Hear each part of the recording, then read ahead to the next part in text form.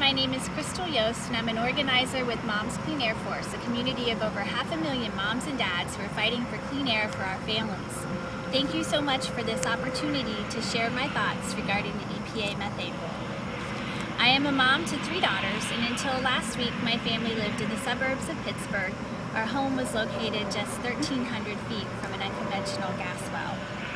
Last fall, our township officials changed our zoning in order to allow 6 gas wells half a mile from my daughter's schools. They also changed zoning to allow compressor stations and processing plants throughout most of our community. Pennsylvania allows gas wells and infrastructure to operate as close as 500 feet from any occupied dwelling, which includes schools, hospitals, and daycares.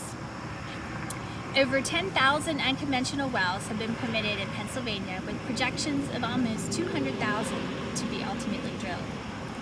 Pennsylvania children have been the subject of many studies. A Pitt study of several Pittsburgh area counties, including the one I lived in, found mothers who lived closer to gas wells had lower birth weight babies and a higher rate of small for gestational age babies than the mothers who lived farther away.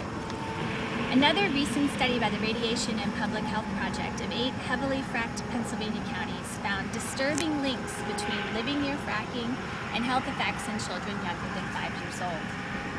The heavily fracked counties experienced greater infant and perinatal mortality, more low-weight births, and more premature births, and 35% more cancer in children ages 0 to 4 than in the rest of Pennsylvania.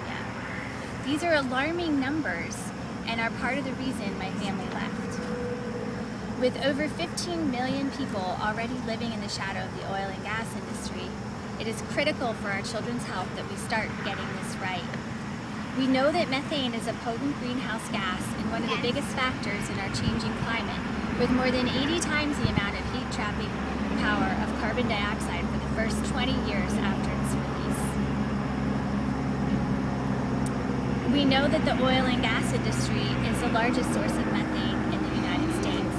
We know that emissions from oil and gas are impacting our children's health. We know we must do better. I implore the EPA to take a firm stand in limiting methane emissions, not just from new but also existing sources. My family and I thank you so much for your time and consideration of my